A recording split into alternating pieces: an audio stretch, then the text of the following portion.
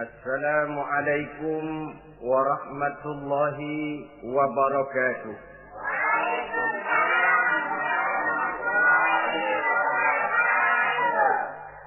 Bismillahirrahmanirrahim. Alhamdulillahi rabbil alamin. Wassalatu wassalamu ala asyrafil anbiya'i wal mursalin, Sayyidina wa maulana Muhammadin wa ala alihi wa ashabihi al-mujahidin at-tahirin, amma ba'du. Bapak-bapak, ibu-ibu, saudara-saudara kaum muslimin rahimakumullah.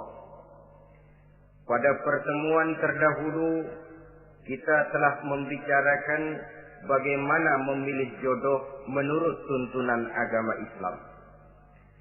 Maka pada pertemuan kali ini pembicaraan akan kita tingkatkan kepada bagaimana membina mahligai rumah tangga bahagia dengan menitik beratkan pembicaraan kepada kewajiban bersama baik sebagai suami maupun sebagai istri. Banyak rumah tangga bahagia tercapai apa yang menjadi cita-cita dan tujuan. Tetapi tidak jarang rumah tangga yang tenggelam sebelum sampai ke pantai yang akan dituju. Pada saat-saat perkenalan seseorang dalam usahanya mencari jodoh, dia merasa bahwa pasangannya itulah yang akan memberikan kebahagiaan kepadanya. Hari-hari di mana terjadi pertemuan selalu menjanjikan dan menyanyikan keindahan. Bahkan sehari tak bertemu rasa seminggu, seminggu tidak bertemu rasa sebulan, sebulan tidak ketemu pingsan. Tidak ada tanda-tanda sesuatu itu akan menjemukan.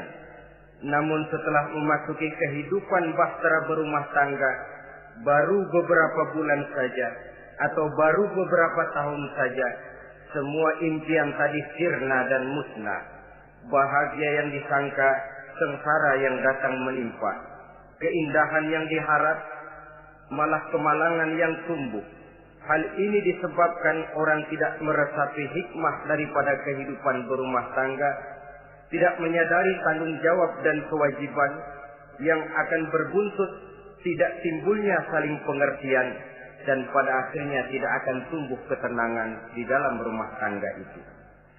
Bukankah kewajiban akan saling memberikan pengertian, pengertian membawa ketenangan, dan ketenangan adalah tangga utama untuk mencapai rumah tangga bahagia. Oleh karena itu kita mulai saja dengan kewajiban sebagai seorang suami di dalam memimpin rumah tangga bahagia ini. Yang pertama, kewajiban seorang suami ialah mempergauli istrinya dengan baik.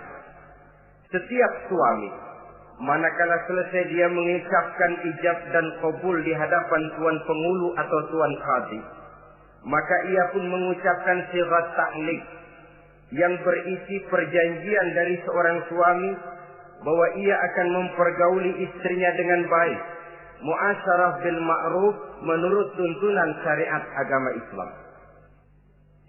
Walaupun janji itu pada zahirnya diucapkan di hadapan tuan pengulu, namun pada hakikatnya itu merupakan janji seorang muslim kepada Allah Subhanahu wa taala. Ini tidak lain karena nikah dalam pandangan Islam merupakan sesuatu yang sakral, merupakan sesuatu yang suci dan bagian daripada ibadah kepada Allah Subhanahu wa taala. Dalam surah An-Nisa ayat 19, Allah Subhanahu wa taala memberikan bimbingan. Ya ayyuhalladzina amanu la yahillu lakum an tarithun nisaa karha. Hai orang-orang yang beriman, tidak dibolehkan bagi kamu mengambil perempuan secara paksa. Dengan kata lain, pernikahan harus dilaksanakan atas dasar suka sama suka. Tidak ada pihak yang terpaksa dan tidak ada pula pihak yang dipaksa. Kita hidup tidak lagi di satu zaman seperti zamannya Siti Nurbaya.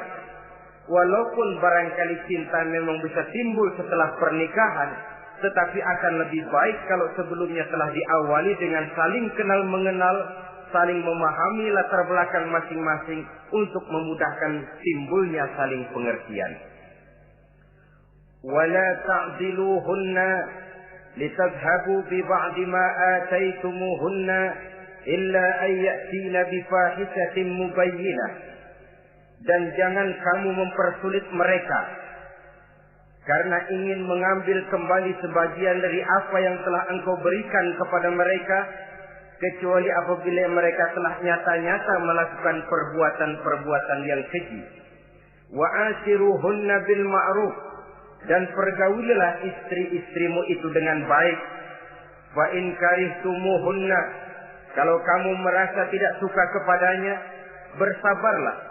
Fa asa an takrahu syai'an wa yaj'alallahu fihi khairan katsira, karena boleh jadi kamu tidak menyukai sesuatu, padahal Allah menjadikan di dalam sesuatu yang kamu tidak sukai itu kebaikan yang banyak bagimu.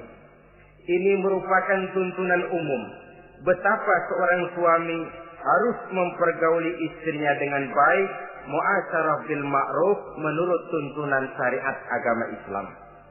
Karena bagaimanapun hak milik seorang suami terhadap istrinya adalah milkul manfaat, milik untuk mengambil manfaat, bukan milkul mutlak seperti seorang memelihara budak umpamanya, yang bisa dihitam putihkan, bisa dijungkir balikan, bisa diperlakukan sekehendaknya. Itu bertentangan dengan tuntunan agama kita. Adalah kewajiban seorang suami mempergauli istrinya dengan baik. Kemudian yang kedua, seorang suami harus menaruh perhatian, menjaga kehormatan, dan bila perlu turut membantu dan menolong pekerjaan istrinya. Menaruh perhatian sampai kepada hal-hal yang kecil, sehingga si istri merasa bahwa dia mendapat perhatian. Ada dia mengadu, ada tempat dia melarikan persoalan, ada tempat dia bercerita. Sejak dari tingkah laku, berpakaian, berperhiasan, make up, dan lain sebagainya. Karena tanpa ada perhatian dari seorang suami, biasanya istri akan menjadi malas, baik untuk bersolek, baik untuk membina dan mengatur rumah tangga, dan lain sebagainya. Apalagi tidak berat lidah untuk memuji perbuatan baik yang dilakukan istrinya, dan tidak mencela secara langsung perbuatan-perbuatan salah yang dilakukan oleh istrinya. Dia bisa menegur secara bijaksana dan dewasa. Saudara-saudara kaum muslimin, seorang sahabat bernama Salman Al-Farisi mempunyai adik perempuan yang kawin dengan Abi Dzar Al-Ghifari. Satu hari Salman datang menengoki adik perempuan ini di rumahnya. Dilihatnya adiknya, rambutnya acak-acakan, pakaiannya kumuh, pendeknya enggak enak dilihat. Salman memberikan nasihat, kau bersoleklah sedikit supaya suamimu betah di rumah. Kata istrinya, untuk siapa saya bersolek? Ya tentu untuk siapa lagi kalau bukan untuk suamimu. Kata adiknya, percuma saja, suami saya jarang di rumah. Kemana? Di masjid terus.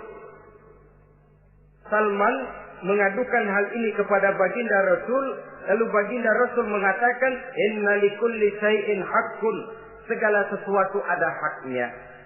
Allah ada haknya untuk disembah, istri pun mempunyai hak untuk dipenuhi. Melalaikan salah satu hak berarti melakukan kezaliman. Di sini kita melihat fungsi, karena kurangnya perhatian Abi Dzar Al-Ghifari terhadap istrinya akan mengakibatkan kemalasan si istri untuk mendandani dirinya sendiri. Dengan mendapat perhatian, apalagi tidak berat lidah, maka kegairahan dalam kehidupan berumah tangga rasa-rasanya akan sangat mudah terwujud. Kalau suaminya bersolek, kalau istrinya bersolek, kata suaminya, kau memang pandai milih warna. Walaupun barangkali warnanya norak betul. Tapi kalau pada saat itu seorang suami jujur, kan akan timbul pertengkaran. Kadang-kadang Istri bersolek, suami apa katanya? Lu sih dandan mangga dandan sama. Ini kan sudah tidak menghargai, tidak menaruh perhatian. Udah dah, dandan gak dandan sama, gue kenyang melihatnya. Saudara hadirin yang saya muliakan, tidak menaruh perhatian. Sehingga si istri merasa tidak diperhatikan. Nah kalau sudah tidak diperhatikan, lihat saja. Jangankan dalam contoh seperti berumah tangga, apa saja. Seorang anak kalau sudah tidak merasa diperhatikan oleh orang tuanya, dia akan sewenang-wenang. Begitu juga seorang pegawai kalau sudah tidak merasa diperhatikan oleh atasannya, semaunya kerja. Pun seorang istri, kalau dia merasa sudah tidak diperhatikan oleh suaminya, akibatnya dia akan dandan semaunya, dia akan ngurus rumah tangga semaunya, dia akan memasak masakan semaunya. Nah kalau sudah semaunya begini, alamat tidak akan ada keharmonisan di dalam kehidupan rumah tangga itu sendiri. Suami yang baik sangat menaruh perhatian kepada istrinya. Dari hal yang kecil sampai pun kepada yang sebesar-besarnya. Tapi tidak berarti nyeleneh. Apa itu nyeleneh? Menaruh perhatian bukan selalu mau ingin tahu. Jangan lantas suaminya yang beliin bedak, suaminya yang beliin. Itu nyeleneh namanya.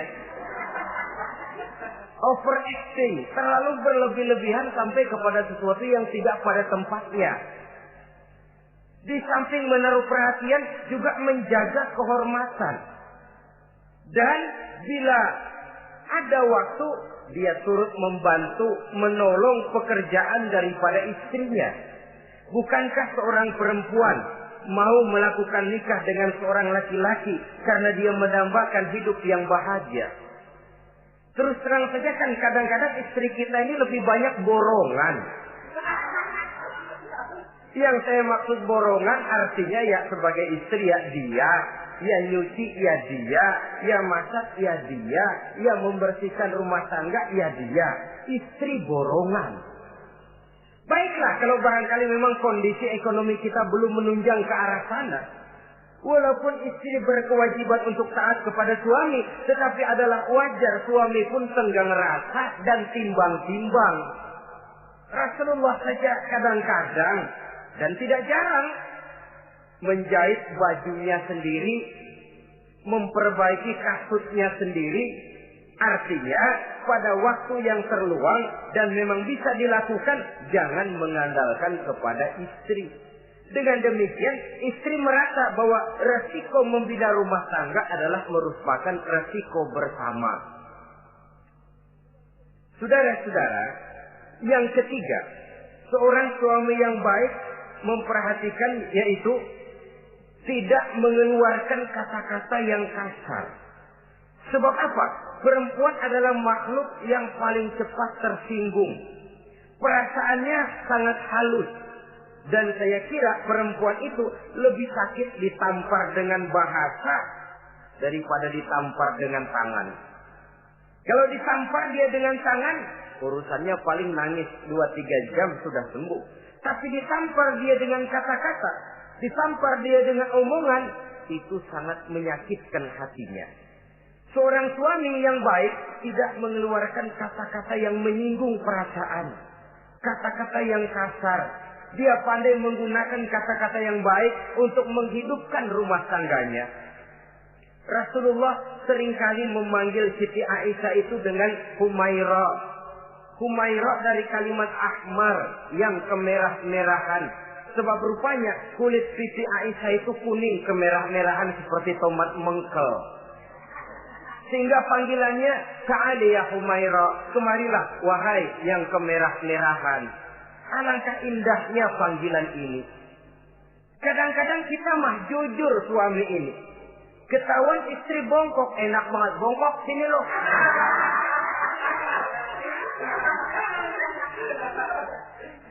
Jujur tapi nyakitin.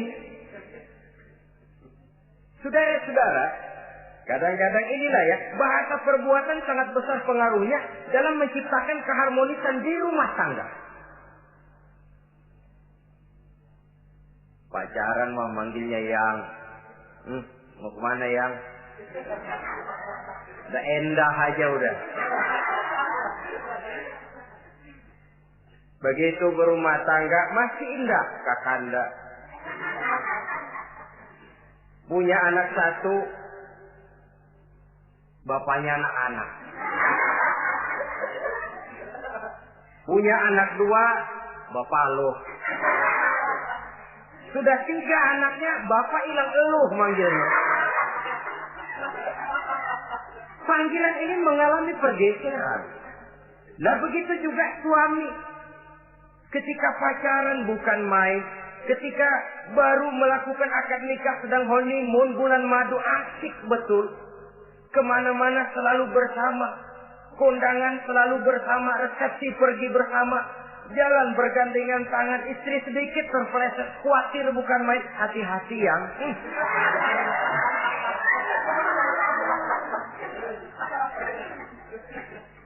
Sudah anak 3, istri ngajak kondangan, kata suami, lo pergi duluan aja dah.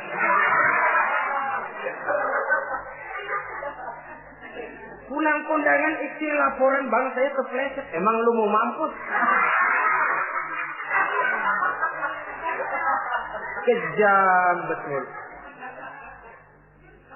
Hilang panggilan yang tadinya begitu mesra. Saudara hadirin yang saya muliakan, ini kata-kata.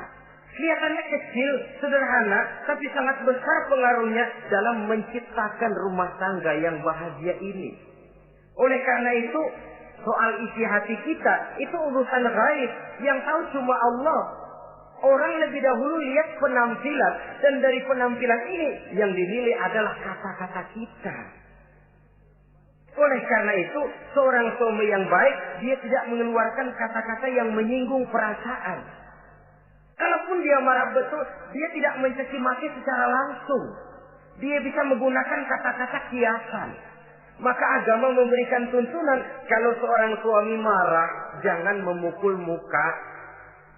Dan mukul pun bagian terakhir. Jangan jalan pertama. Kadang-kadang ada juga loh Pak, suami marah sama istri persis ambil gebugin maling. Aduh, gelebuk gak karuan.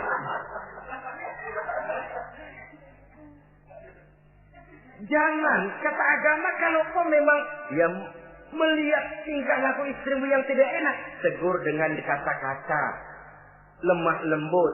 Lemah lembut tidak bisa, sedikit keras. Sedikit keras masih nekat, bentak. Bentak pun tidak bisa juga, pisah tempat tidur. Pisah tempat tidur masih tidak bisa juga, pukul. Jangan mukanya, bagian lain dari tubuh. Itu pun tujuannya bukan untuk menyakiti, tapi untuk mendidik. Saudara hadirin, misalnya istri tidak sholat, suami tampil. Bu, sholat. Mboknya malu sama tetangga kalau nggak sholat. Dengan lemah lembut masih tidak kena. Besok kencengan dikit ngomongnya. Mari kan udah saya bilangin sholat 2 kali, belum mau juga. Oh sholat jadi. Mulai naik tensi omongan. Masih nekat. Begini saja. Saya dari kalem sampai bentak udah. Sekarang kamu nggak mau juga sholat, saya mulai nggak enak pikiran. Mulai ntar malam kamu tidur kamar depan, saya kamar belakang. Pisah tempat tidur.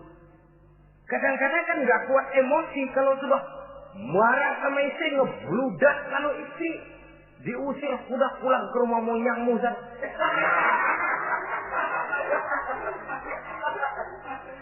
Kata agama jangan, pisah tempat tidur saja. Sudah, kamu tidur kamar depan, saya kamar belakang. Pisah tempat tidur. Kenapa? Nanti malam kalau hujan turun, pikiran berubah, berasa perlu, tinggal pindah kamar. Secara psikologis, saudara-saudara. Jadi melalui processing. Oleh sebab itu, kata-kata sangat besar pengaruhnya di dalam membina kehidupan berumah tangga. Seorang suami yang baik tidak mengeluarkan kata-kata yang bisa menyinggung istrinya. Sebaliknya, istri pun demikian. Tidak mengeluarkan kata-kata yang bisa menyinggung perasaan suaminya. Sebab lebih dosa besar kata-kata suami istri yang menyinggung suaminya, walaupun sama dosanya ya. Tapi lebih besar ketersinggungan seorang suami ketimbang seorang istri ini. Namun agama memberikan tuntunan suami lebih dahulu yang diajarkan. Jangan mengeluarkan kata-kata yang bisa menyinggung perasaan. Baik itu menyangkut dandanan istri, caranya pakaian, caranya jalan, ataupun masakannya. Masakannya sekalipun tidak kita sukai, ya ndak usah. Misalnya sayur keasinan, begitu dicobain menteleng mata pelatat, melotot keasinan.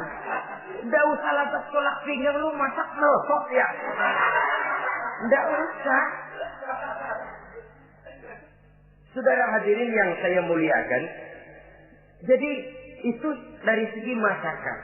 Dari segi pakaian, umpamanya istri kita berpakaian tidak sesuai dengan tuntunan agama, cukup kita bisa berkata, pakaianmu sebenarnya bagus, motifnya, potongannya, kainnya, cuma mbok kok kelihatannya kok potongan badanmu kok kelihatan betul dengan terbungkus pakaian seperti itu.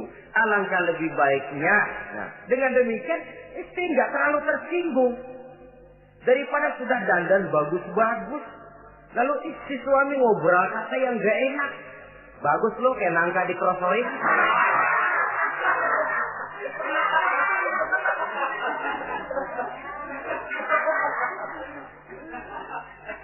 Allahu Akbar. Istri tentu saja tersinggung. Atau dia pakai bedak berlebihan. Ya tentu dia pun begitu karena ingin ada kebanggaan suami jalan dengan dia merasa bangga. Tapi over. Bedaknya berlebihan, lipstiknya berlebihan. Suami usil, begitu mau berangkat kondangan istrinya keluar nanya mau main topeng monyet di mana?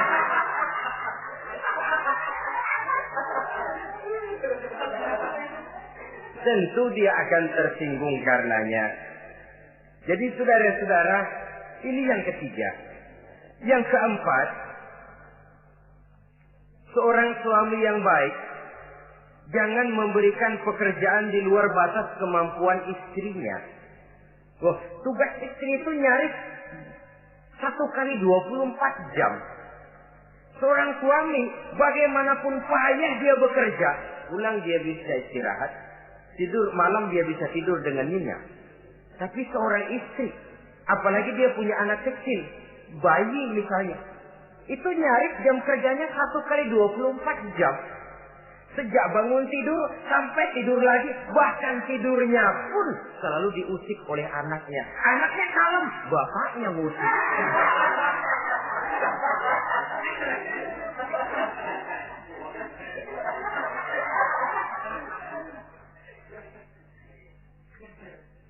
Jadi jangan memberikan pekerjaan di luar batas kemampuan.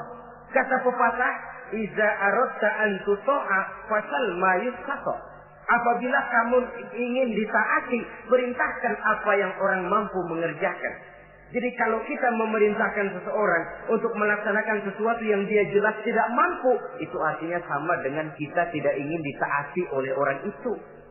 Bukan dia tidak mau taat, jenis pekerjaan yang kita berikan di luar batas kemampuannya. Nah kalau sudah begitu, tentu saja lalu ketaatan akan menurun jadinya. Tadi sudah saya katakan, kadang-kadang istri kita ini istri borongan. Dalam arti, ya dia masak, ya dia nyuci, ya dia ngepel, ya dia ngejemur, ya dia ngetriska. Borongan. Terlalu berat tugasnya. Oleh karena itulah seorang suami yang baik, dia harus tenggang rasa, timbang diri, tidak memberikan pekerjaan yang di luar batas kemampuan daripada istrinya. Kalau tidak mampu karena merasa dimanjakan oleh istri suaminya. Karena merasa dapat angin dimanjakan, mestinya mampu, lalu berpura-pura tidak mampu. Apalagi istrinya suaminya sedikit-sedikit mau menolong dia. Jadi posisi ini nanti bisa berbalik. Karena terlalu memanjakan istri bisa membludak. Akhirnya suami yang nyuci, suami yang nerika, istri tidur. Walaupun tentu saja tidak jelek, tetapi itu sudah overacting namanya. Saudara hadirin yang saya muliakan, itu yang keempat. Yang kelima, kewajiban seorang suami yang baik, ia mencukupkan belanja rumah tangga. Cukup itu relatif. Cukup menurut ukuran standar kemampuan kita. Sebab kemauan kita mungkin tidak terbatas. Tapi kemampuan kita yang terbatas. Kalau kemampuan ini bisa kita ukur dengan kemampuan, insya Allah kita cukup. Dan pernah saya katakan, orang kaya adalah orang yang hidupnya paling cukup. Salah kalau kita berkata orang kaya itu yang rumahnya gedung bertingkat. Tidak betul orang kaya itu yang mobilnya 5, yang gajinya jutaan, yang kebunnya lebar, yang pabriknya luas. Tidak. Orang kaya, orang yang hidupnya cukup. Orang miskin, orang yang selalu merasa kurang. Jadi kalau ingin jadi orang kaya, resepnya gampang sekali. Cukup dengan apa yang diberikan Allah, kita sudah kaya. Tapi kalau ingin miskin, maka bukalah mata selebar-lebarnya. Bagaimanapun banyak nikmat Allah diberikan kepada kita, tidak pernah ada rasa cukupnya. Dikala itu akan tertanam sifat kemiskinan dalam diri. Maka ukuran cukup ini yang relatif. Jadi kalau kita memang ekonomi menengah ke bawah, jangan ingin cukup seperti halnya ekonomi menengah ke atas. Nah, saudara-saudara, di samping belanja rumah tangga yang menyangkut makan, minum, pakaian dan sebagainya, bila ada kelebihan rezeki, juga perhiasan untuk istri. Karena istri itu zinatul hayatid dunia, perhiasan hidup di dunia. Jangan lalu berat hati, kan suami yang peras keringat, banting tulang, pergi pagi pulang sore. Mestinya suami dulu dong, cukupi pakaiannya. Betul, kelihatannya memang begitu. Tapi jangan lupa, istri kita bagian daripada hidup kita. Baik dia dilihat orang, baik kita disebut orang. Jelek dia dipandang orang, jelek juga kita disebut orang. Dia adalah bagian daripada kehidupan kita. Orang kan sering bilang tuh, Mpo Ano, kenapa? Gue gerah banget ngeliatnya. Emang kenapa? Emang kenapa dia? Ke pasar pakai kutang doang.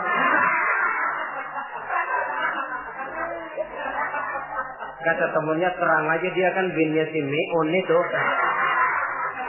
Si Meun yang gak tahu apa-apa ikut kesebut-sebut. Istri adalah bagian daripada kehidupan kita. Zolim seorang suami, mentang-mentang dia merasa dia yang cari duit, lalu buat dirinya dia beli pakaian yang mahal-mahal. Istrinya cuma nggak karung doang dipakai.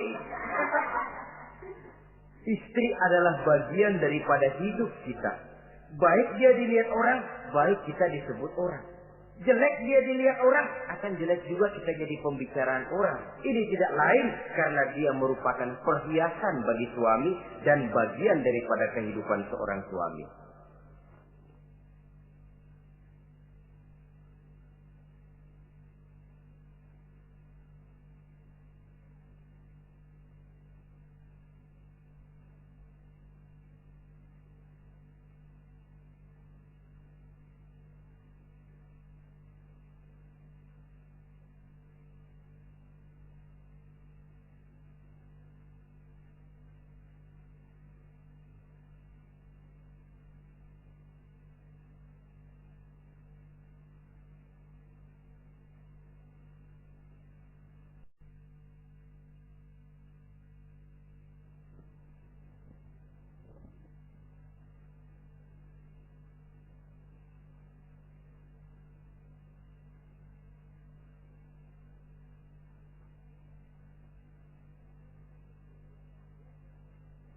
Adalah satu perbuatan zalim misalnya, kalau seorang suami manakala dia beroleh rezeki parkir di restoran.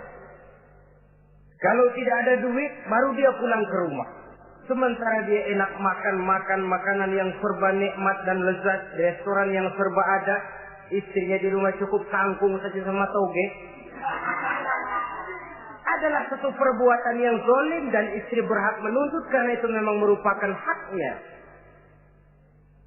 Begitu besar nilai pahala memberikan nafkah ini, Sampai-sampai Nabi dalam hadis yang diriwayatkan oleh Imam Muslim dan Ahmad bersabda, dinarun anfaqtahu fi sabilillah wa dinarun anfaqtahu ala rukbatin wa dinarun tasaddaqta ala miskin wa dinarun anfaqtahu ala ahlika a'zamuha ajran allazi anfaqtahu ala ahlika.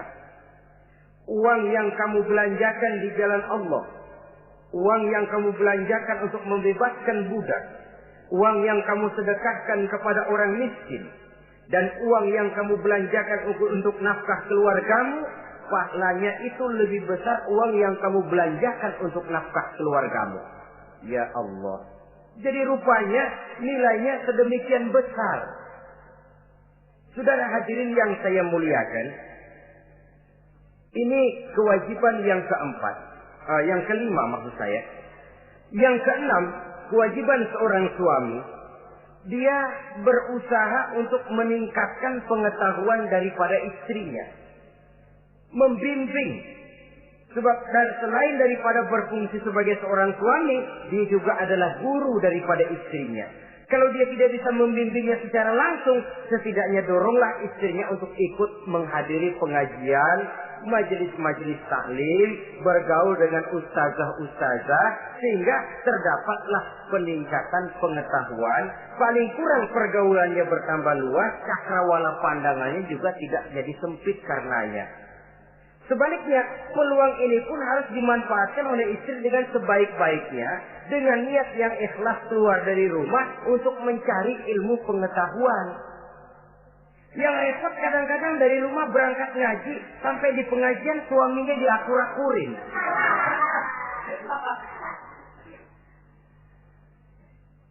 Atau tetangganya jadi bahan gunjingan. Ngajinya cuma setengah jam, ngomongin orangnya sejam setengah. Ini malaikat bingung, kacau amat ya orang. Ini yang kadang-kadang menimbulkan hal-hal yang negatif. Padahal keluarnya dari majelis taklim, keluarnya dari pengajian. Tapi kalau di pengajian yang dilihat adalah gelang temennya, anting temennya, rantai temennya, lalu walaupun nggak tahu belaga, tahu baru dapat berita burung, katanya si Ano, oh iya anu.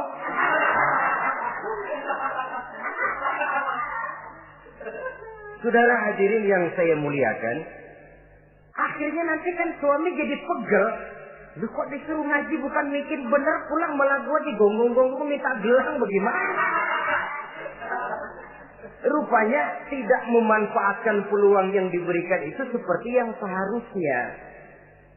Jadi kalau memang seorang suami tidak bisa membimbing istrinya dalam arti meningkatkan ilmu pengetahuannya, doronglah dia, berikan kesempatan untuk menghadiri pengajian, majelis-majelis taklim yang akan lebih membuka nuansa pergaulan, lebih meluaskan pandangannya, dan ada refreshing. Nah ini penting. Apakah kita suami ini pernah membayangkan bagaimana kalau kita 1 kali 24 jam mesti ada di rumah saja? Tiap hari menghadapi yang itu juga. Apa tidak timbul kejenuhan? Kalau kita begitu, apa istri kita juga tidak begitu? Karena itu sangat bijaksana kalau ada waktu luang, Boya ajaklah istri dan anak-anak makan di rumah makan. Kalau ada kelebihan rezeki loh ini ya. Tapi jangan maksa-maksa. Karena terlalu ingin lalu ngutang dulu sama temen. Itu juga nggak betul. Niatnya baik, cuma ngutangnya itu nanti yang jadi nggak betul. Ya, refreshing, relax, santai. Apa itu ke Taman Safari, apa itu ke Bogor. Supaya istri ini merasa ada selingan dalam hidup. Tidak jenuh, tidak monoton. So, kalau dia jenuh, akhirnya kan wah, ublek-ublek di depan dapur mulu.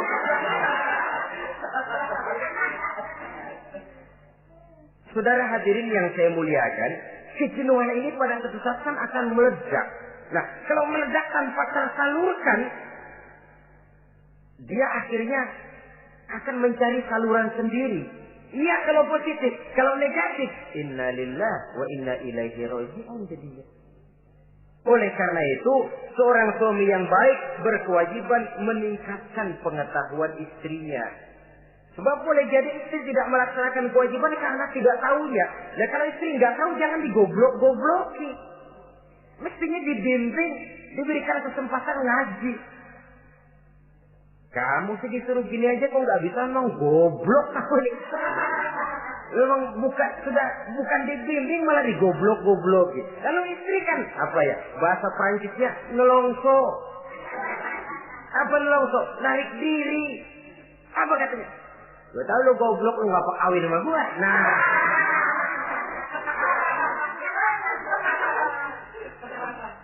Atau pada kata yang lebih gak enak, gue digoblok-goblokin juga, dipakai juga. Nah.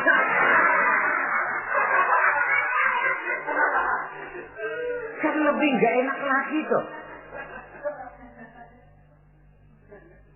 Jadi saudara-saudara, hal-hal yang memerlukan kesabaran ini memang menuntut kedewasaan dari seorang suami.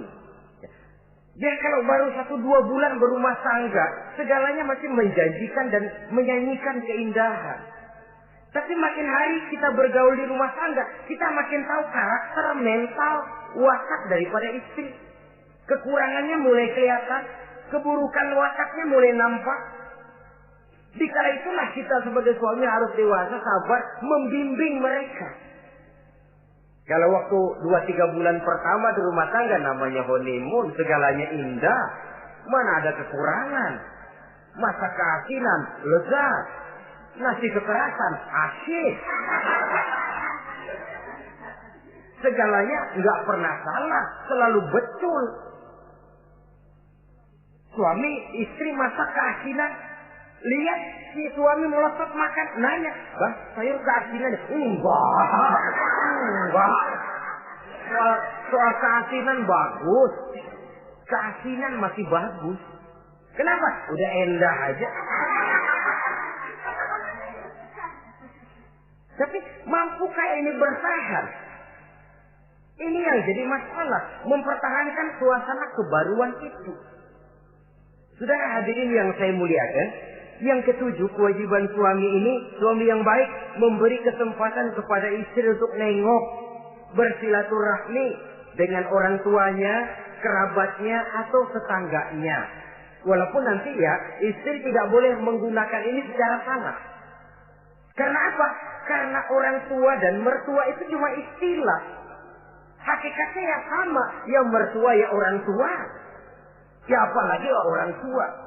Itu cuma satu istilah. Perbedaan istilah tidak harus menyebabkan kita berbeda sikap. Jangan kalau mertua yang datang, suami curiga. Kalau istri didorong-dorong. Babe lu tuh datang. Babe lu katanya.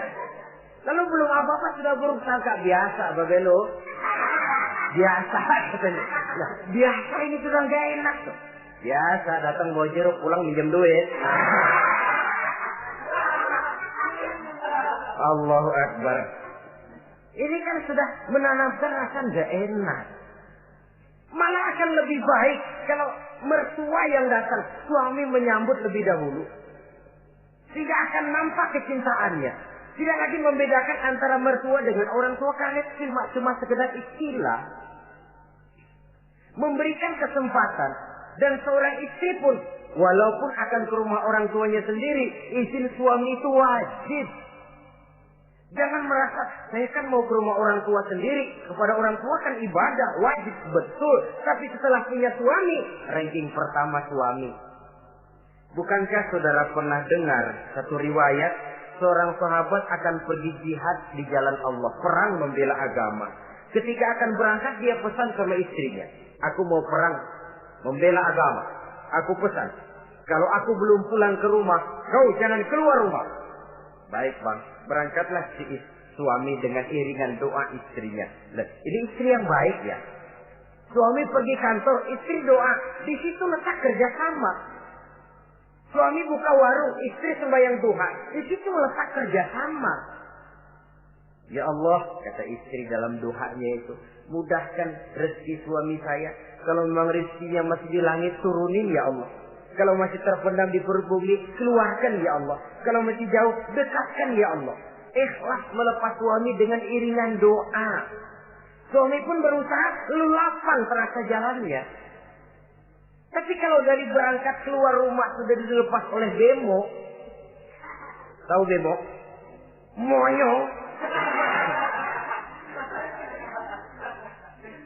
Itu suami berangkat juga hatinya sudah kusut. Sudah tidak dilepas dengan doa. Lalu istri juga barangkali suaminya berangkat ngedumel. Ya, jangan dikasih rezeki dah Tuhan, tadi dikasih rezeki gak kawin lagi. Nah.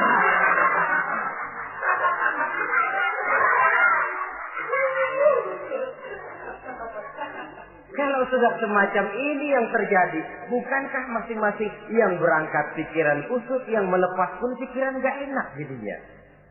Di situ letak kerjasama. Saudara hadirin, setelah suaminya ini pergi, datang utusan dari orang tua si istri tadi. Assalamualaikum Bu. Waalaikumsalam. Ada apa? Orang tua ibu sakit keras, ibu diminta datang. Ya Allah, suami saya baru saja berangkat. Istri suami saya bilang kalau dia belum pulang perang, saya nggak boleh keluar dari rumah. Tolong sampaikan maaf saya kepada orang tua saya belum bisa datang karena suami saya pesan begitu. Pulang utusan ini. Besok balik lagi. Gimana? Aduh Bu, orang tua ibu makin parah. Kelihatannya nggak ada harapan datang dah sebelum menghembuskan nafas yang terakhir. Suami saya belum pulang. Saya nggak berani keluar rumah sebab begitu pesannya. Sudah, pulang saja. Saya ikut doa, mudah-mudahan orang tua cepat sembuh. Besoknya hari ketiga utusan ini datang lagi. Bagaimana? Sudah meninggal Bu. Barangkali sebelum dikubur ibu masih mau ketemu. Maaf saja. Bagaimanapun berat hati saya, suami saya belum pulang. Pesannya tadi begitu. Ini rupanya utusan kesel. Ini orang sama orang tua sendiri gini-gini amat. Lalu lapor kepada baginda Rasul. Apa jawab beliau? Baginda Rasul malah berkata, dosa orang tua yang meninggal ini sudah diampuni oleh Allah karena dia mempunyai anak perempuan yang begitu taat kepada suaminya. Allahu Akbar. Jadi ketaatannya kepada suaminya ini diberikan satu ganjaran oleh Allah mengampuni dosa orang tuanya yang sudah meninggal itu. Jadi jangan merasa mentang-mentang mau ke rumah orang tua sendiri selonong boy. Hah? Selonong boy, masa bodoh laki mau tahu nggak tahu, pokoknya gua ke rumah orang tua gua sendiri. Jangan lupa setelah berumah tangga, ranking urutan pertama suami, setelah itu barulah orang tua. Saudara hadirin yang saya muliakan, begitu juga istri yang baik mendapat izin dari suaminya. Bu, tolong ambilin uang di dompet. Sudah izin. Istri yang baik, dompetnya dibawain. Ini saja Bang, ambil sendiri. Nanti saya ambil 10.000, merasa kurang 20.000, lagi ambil saja sendirilah. Lain dengan istri yang nyelongcong, lagi pergi mandi, dompet acak-acakan.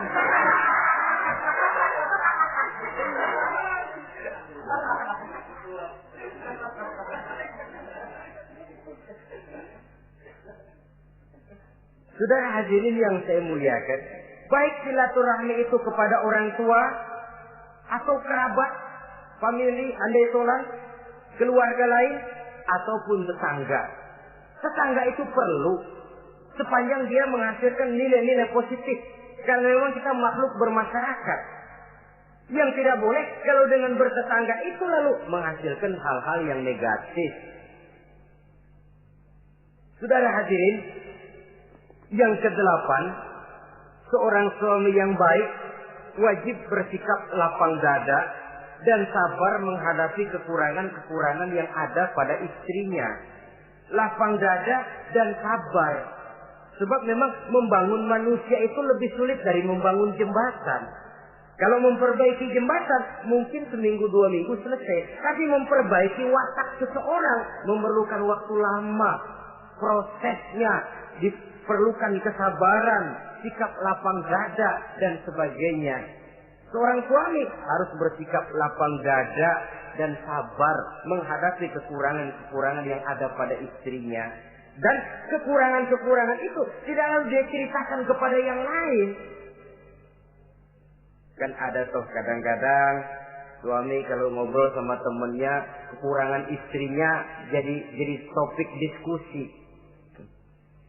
Ini gue payah banget dah. Lo nggak ada yang nanya, istrinya dipayahin di mana-mana. Kayaknya nggak malu.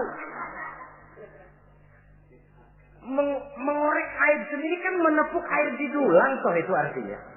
Kalau aib istri kita ceritakan di mana-mana, bukankah artinya kita juga menceritakan aib kita sendiri? Karena istri bagian daripada kehidupan kita. Sebagaimanapun seorang istri tidak wajar menceritakan aib dan kekurangan suaminya di mana-mana. Malah dia harus menutupi. Malah kelemahan dan kekurangan suaminya harus dia jaga. Dia tetap bangga. Di mata saya, suami saya adalah Arjuna yang tidak punya kekurangan apa-apa.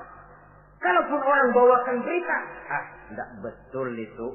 Walaupun hatinya panas, tapi dia masih bisa menunjukkan wajah yang sejuk, senyum dalam hati yang panas. Sebab saudara-saudara, apabila kita tidak punya filter, ini kadang-kadang kita mau tenang, kita bisa dibakar oleh yang lain. Tapi kalau ada filter, kita bisa menyaring, boya masa iya. Sehingga dengan demikian, sikap lapang dada dan kesabaran ini, walaupun diutamakan adalah merupakan kewajiban suami, juga sekaligus merupakan imbangan daripada si istri. Nah, kemudian yang ke-9, seorang suami wajib berpenampilan bersih dan rapi di hadapan istrinya. Sehingga tanpa anggun. Anggun ini lalu menimbulkan wibawa. Nah, dari wibawa lahir rasa hormat. Tapi kalau suami di depan istrinya kelihatan butut, rebek, jelek, belek,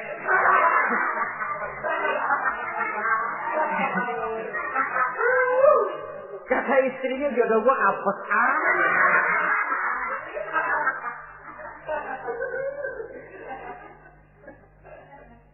tidak akan timbul kewibawaan. Nah, kalau sudah tidak timbul wibawa, dia bagaimana si istri itu akan merasa dia wajib taat kepada suami. Saudara hadirin yang saya muliakan, jadi ternyata penampilan bukan cuma kewajiban istri, seorang suami juga harus mengimbangi itu. Sehingga dengan demikian keterasian dalam kehidupan di rumah tangga itu akan terasa jadinya. Nah, inilah pada prinsipnya kewajiban daripada suami.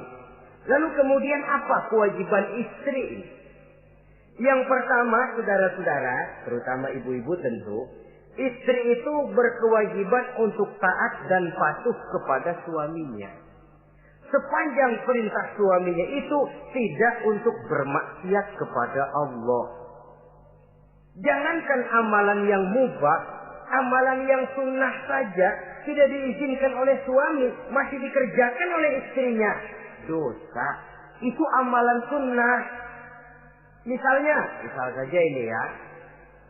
Suami kebetulan ngambil cuti. Hari Senin ada di rumah. Begitu malam Senin, kata si istri, "Bang, besok kan hari Senin, saya mau puasa sunnah." Karena istrinya santri, biasa puasa Senin Kemis.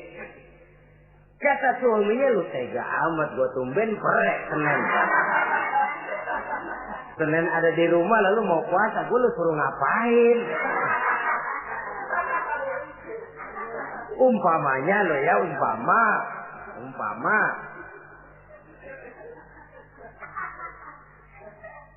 Lalu tanpa izin si suami, istri puasa juga, puasa sunnah. Bukan saja tidak mendapat pahala, malah dosa hukumnya. Ini amalan sunnah.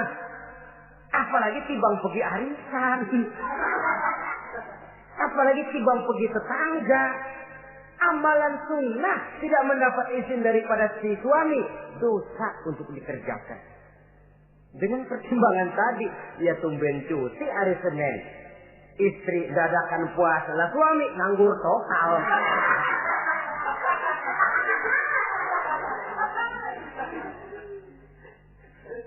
Saudara hadirin yang saya muliakan, Nabi bersabda, "Ayyuma imra'atin matat wa zawjuha anha radin illa dakhalatil jannah."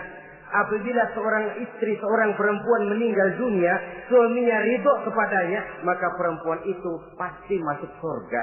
Ini artinya kalau seorang perempuan meninggal dunia, ya dia tukang ngaji, ya puasa Senin Kemisnya rajin, ya sujudnya hebat, tapi dia meninggal suaminya enggak ridho, pintu surga belum dibukain sampai suaminya ridho kepadanya. Ini begitu besar kewajiban untuk taat. Nah, di sini suami wajib ngimbangi. Jangan mentang-mentang istri wajib taat, lalu suami overacting, kerjanya cuma tulak pinggang sama nunjuk. Lo kalau gue bilang nyungsep, ya enggak. Contoh dari baginda Nabi tadi sendiri kok, beliau itu menjahit bajunya, memperbaiki kasusnya. Yang bisa, ya kerjakan, nggak usah ngandeli. Saudara hadirin, yang kedua, seorang istri berkewajiban untuk memperlihatkan budi pekerti yang baik kepada suaminya. Lah, budi pekerti itu yang baik yang bagaimana? Yang diisyaratkan oleh Nabi. Apa kata beliau? Khairun nisa, perempuan yang baik ialah man sarratka iza absorta, yaitu yang mengembirakan kamu apabila kamu memandang kepadanya. Satu. Ini termasuk budi pekerti yang baik. Apabila dipandang oleh suaminya, dia pandai menyenangkan, menggembirakan hati suaminya. Jadi, tolong ibu-ibu, jadilah istri yang siap pakai. Nah, itu tuh. Itu istilahnya. Anytime already, standby. Ya. Apabila dipandang, dia sanggup menggembirakan hati suaminya. Suami pulang dari pasar dagang rugi, istrinya tampil. Itulah bang romantikanya dagang. Mboya sekali-sekali rugi. Apa mboya selalu untung? Gelombang laut saja pasang surut. Lah suami kan merasa ada air penyejuk. Ini termasuk menggembirakan. Jangan suami sudah pulang dari pasar rugi, wiko panjang, ngos-ngosan sampai rumah istri kerama. Lasar lu laki goblok. Dagang pakai rugi. Ini kan suami sudah di pasar rugi, sampai rumah digoblok-goblokin. Nah itu nanti ya efeknya, suami itu kalau sudah istri nggak menyenangkan hatinya di rumah, si suami itu kena penyakit yang istilah sekarang ini penyakit broken home. Nah penyakit nggak betah di rumah. Mestinya dia kumpul di rumah, dadakan di pos ansik dia kongkok. Sampai subuh lagi, sampai subuh. Sampai subuh. Saudara hadirin yang saya muliakan. Pandai menggembirakan, menjadi penghibur. Usaha suami gagal, dagangnya rugi. Gairahnya bekerja menurun. Di saat itu istri tampil jadi pengimbang yang baik. Sehingga dengan demikian istri suami lalu merasa ada sedikit air penyejuk. Apabila dipandang, dia pandai menyenangkan hati suaminya. Bagus kalau seorang istri pada saat ada suaminya di rumah dia berdandan. Dan suaminya tidak di rumah dia apa adanya. Dan keliru besar, sebab dandannya seorang istri dengan niat untuk menyenangkan hati suaminya merupakan ibadah. Saudara hadirin, ciri yang kedua dari budi pekerti yang baik seorang istri itu apa? Wa tuti'aka iza amarta. Kalau diperintah, dia taat kepadamu. Diperintah, dia taat sepanjang perintah itu tidak untuk bermaksiat kepada Allah. Yang ketiga lagi cirinya watahfazu ghibataka fi nafsiha wa malika. Dia dapat menjaga diri baik pada waktu kamu tidak ada, baik menjaga dirinya sendiri ataupun menjaga hartamu. Tidak menggunakan kesempitan di dalam kesempitan. Ini ciri dari budi pekerti.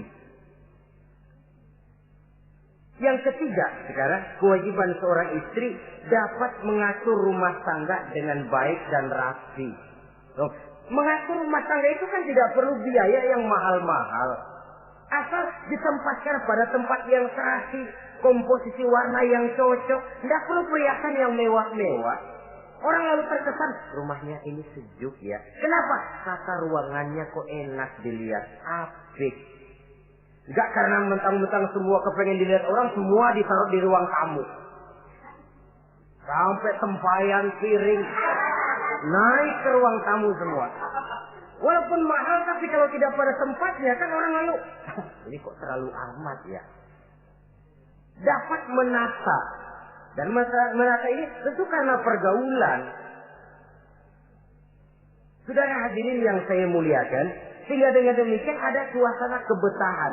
Orang di rumah itu merasa seperti, itulah yang dikatakan Nabi, baiti jannati, rumah tanggaku laksana surga bagiku.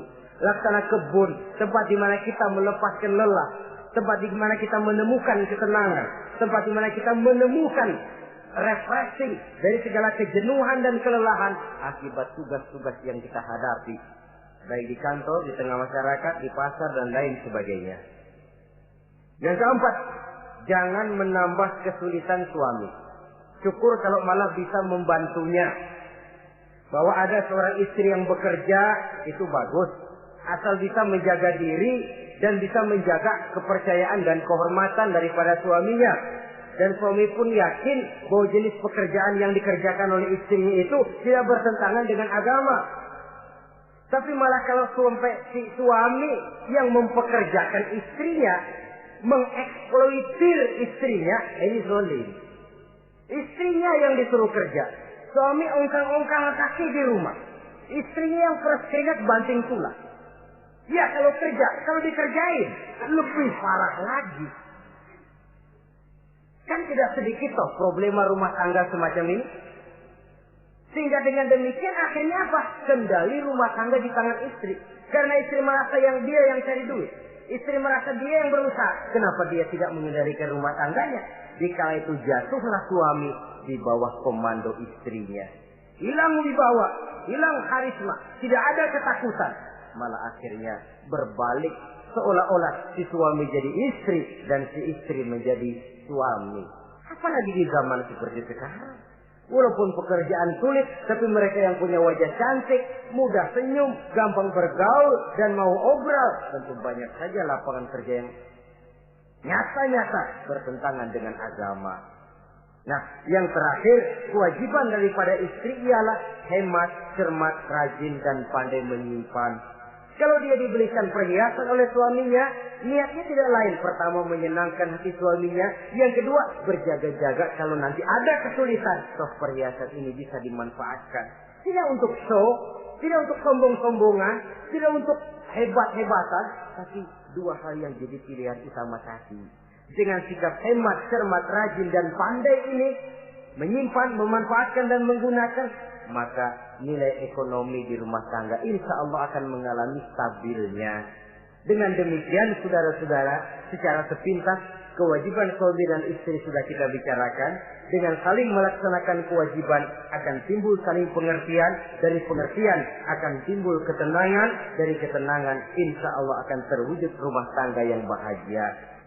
Insya Allah nanti pembicaraan akan kita lanjutkan yang mengenai kewajiban bersama dan kewajiban orang tua terhadap anak-anaknya. Mudah-mudahan ini bermanfaat. Terima kasih atas perhatian saudara. Mohon maaf atas segala kekurangan. Usikum wa nafsi bitaqwallah. Wassalamualaikum warahmatullahi wabarakatuh.